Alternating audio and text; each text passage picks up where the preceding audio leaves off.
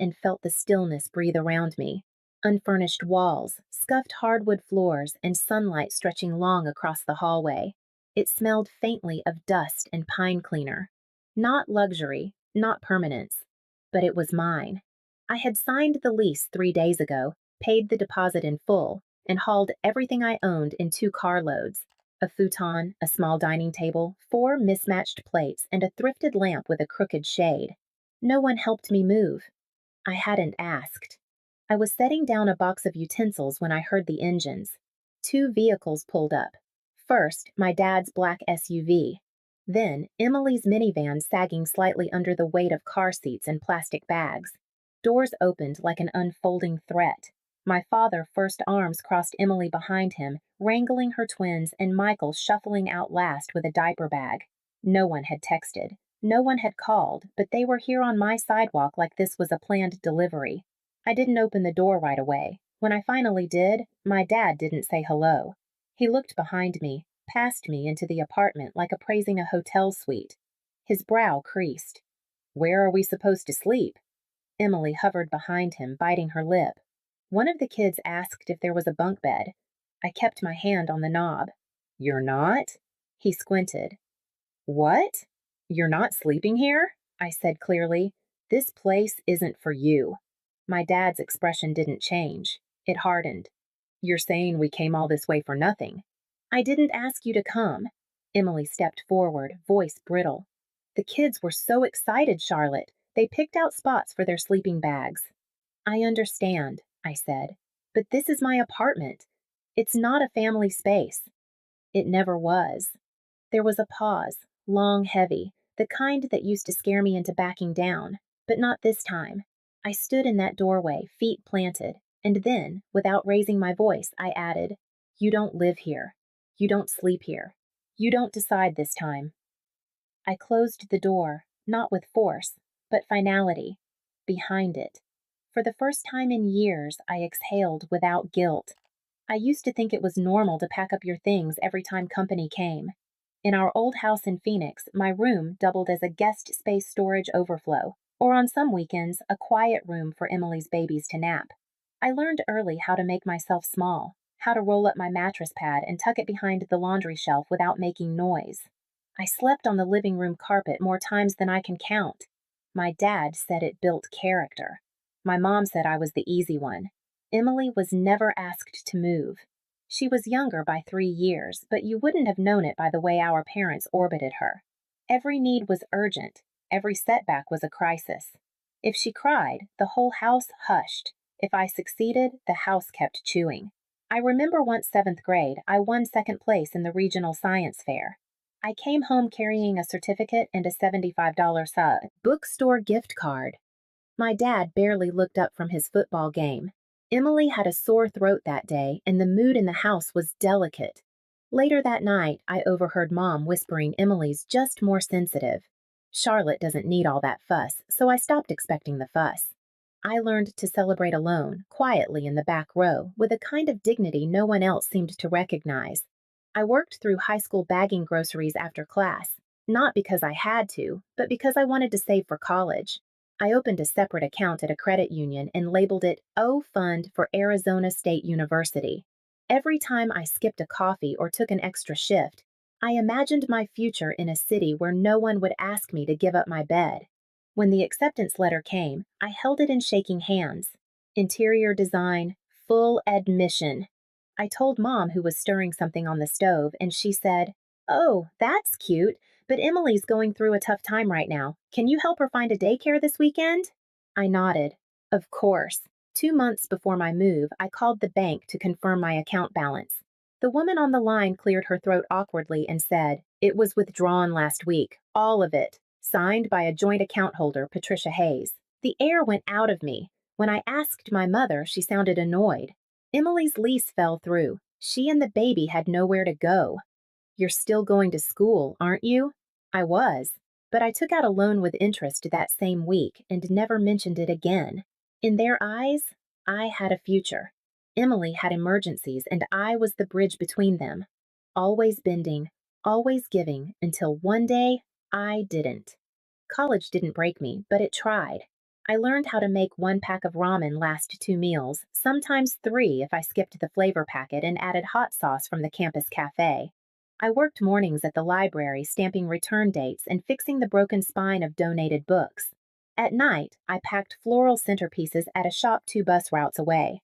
By the time I crawled into bed, it wasn't sleep I craved. It was stillness, the kind where no one asked me for anything.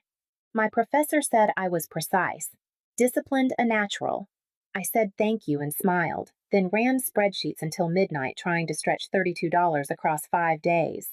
Emily, meanwhile, was back in Phoenix posting pictures of latte art and baby milestones.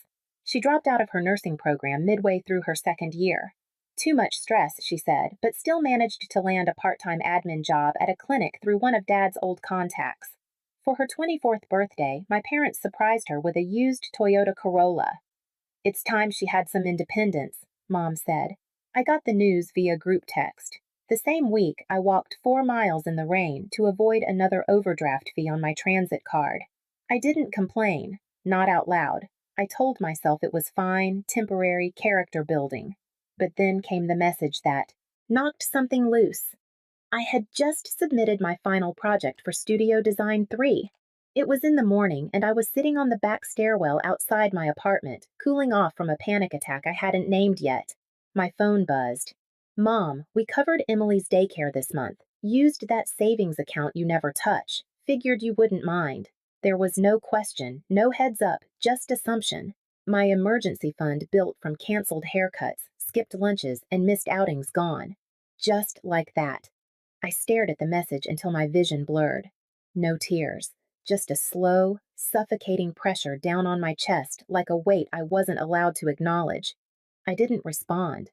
There was nothing to say. Instead, I curled up on the stairwell with my knees pulled to my chest and let the quiet swallow me. They didn't hate me. That was the hardest part. They loved me, I think, in the way people love tools.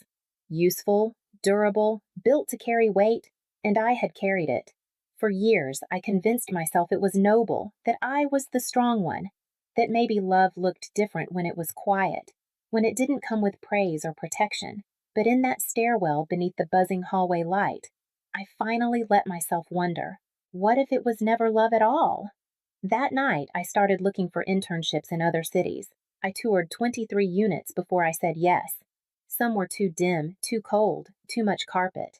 Others came with peeling cabinets or landlords who smiled too quickly. But then I stepped into the one bedroom on Elm Street, a second-floor walk-up with sunlight pooling on the floor like it had been waiting for me. It smelled faintly of citrus and old paint. The windows opened easily. There was a heater that ticked when it warmed up and a creaky floorboard just past the kitchen archway. It wasn't beautiful, but it felt honest. I didn't need a dream home. I needed enough space to exhale. The lease was straightforward. I read every line twice signed in blue ink and transferred the deposit from my home fund spreadsheet with a steady hand. When the keys dropped into my palm, it felt like being handed permission. I moved in slowly. No trucks, no help, just a rolling suitcase and 2 borrowed plastic bins. I brought in my books first, then my plants, then a folding chair. I placed everything with intention, even the silence. For 2 weeks, I told no one. I walked to work, brewed coffee in the mornings, watched light shift across the walls in the evening. I wasn't hiding. It just hadn't occurred to me that I needed to explain. Then one Saturday, I sent a text to the family group chat. Saturday, come see my place. The response was immediate. Emily, are we bringing an air mattress or are there enough beds? Mom, how exciting. We'll grab lunch on the way. The kids are thrilled. Dad, send the lease papers. I want to take a look before we move forward. I stared at the screen. I hadn't said we. I hadn't offered anything beyond a glimpse, but their assumptions slid in easily like a hand into an old glove. Of course, I'd made space for them. Of course, they'd already packed. I closed my phone and placed it upside down on the counter. That evening, I opened every window and let the air in until the whole apartment smelled like rosemary and something sharp, something clean. I stood in the center of the room barefoot, listening to the walls breathe. If I'd said nothing, they might have stayed away. If I'd said more, they might have asked permission. But silence, I was learning, didn't protect you. Sometimes it just gave other people more room to assume you'd never say no.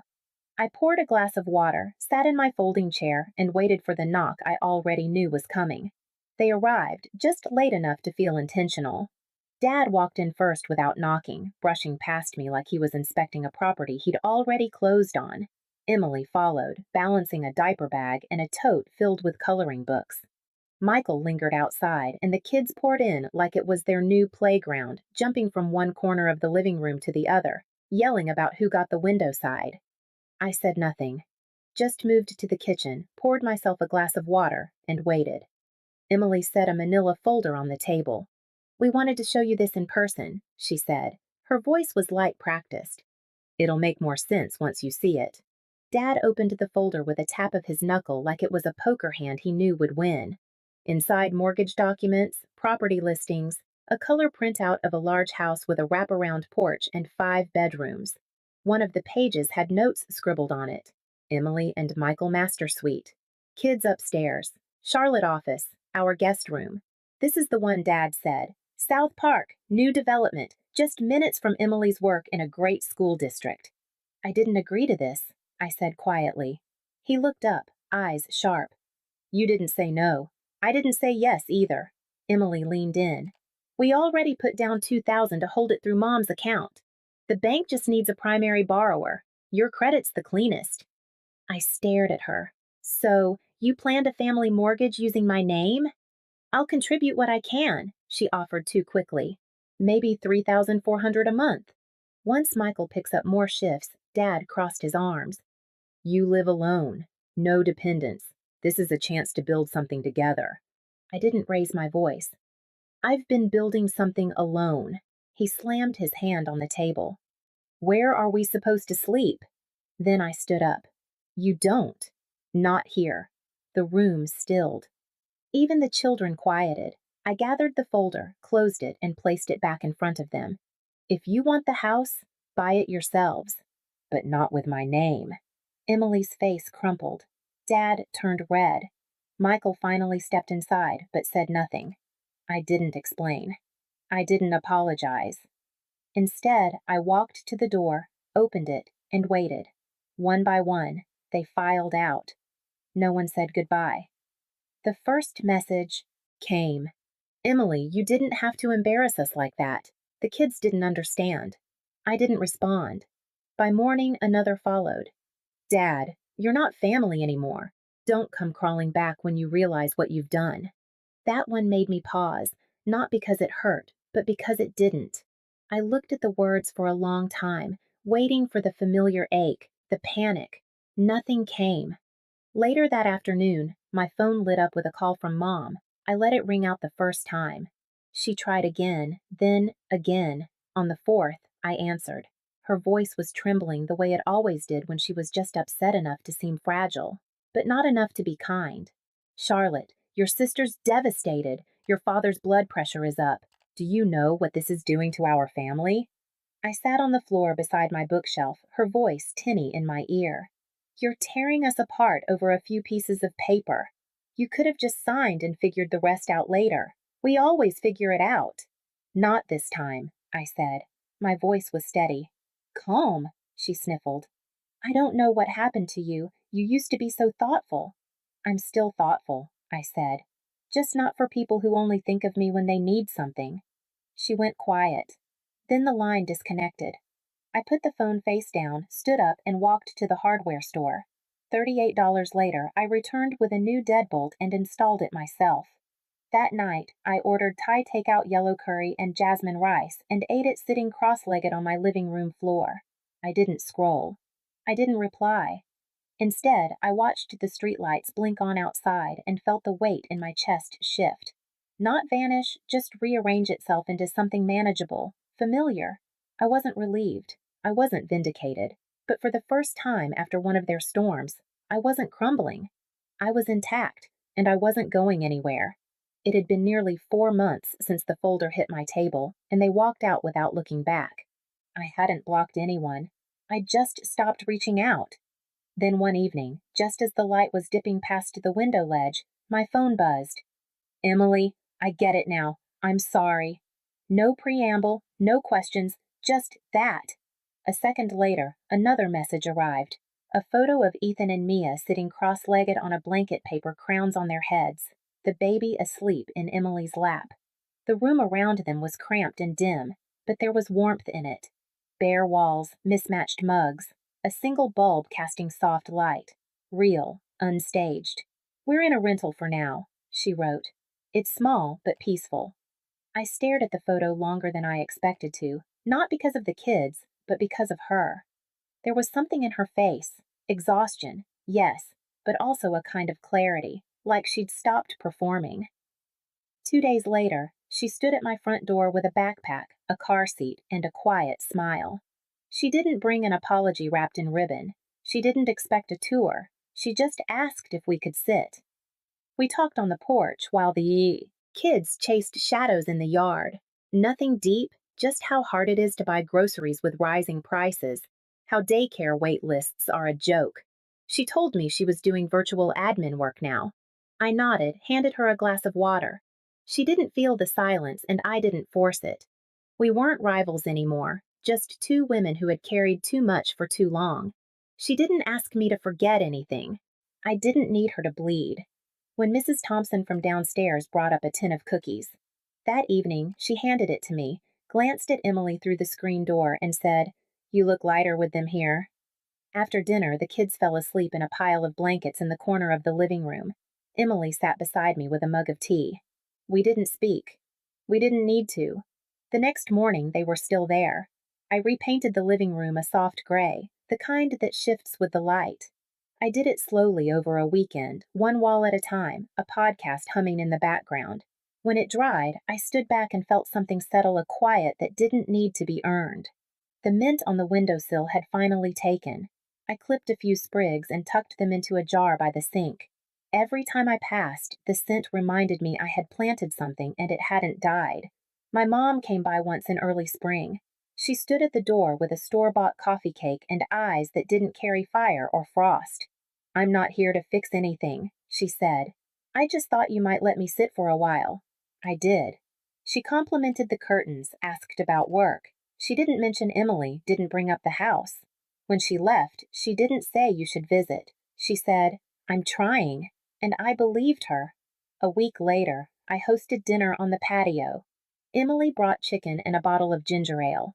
The kids drew chalk rainbows on the concrete.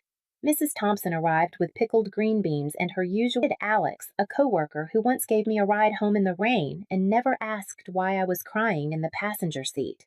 We ate off mismatched plates. Someone spilled juice. Laughter rose, not loud, but easy. When the sun dipped, I passed around folded blankets. I didn't hover. I didn't explain anything. I just let it be. That night, as I rinsed dishes and heard Ethan giggling from the next room, I caught myself saying it aloud for the first time. "I'm glad they're here. I'm glad they're home." And I meant it. Not because they needed me, not because I was making space, but because I hadn't needed to shrink to let them. Through this journey, I've learned that true strength lies in drawing boundaries, not in endless sacrifice. For years, I diminished myself to keep the peace, but asserting my worth freed me from resentment. Family bonds thrive on mutual respect, not obligation. Now, I embrace relationships that uplift without demanding I shrink. It's okay to say no. It paves the way for genuine yeses. This clarity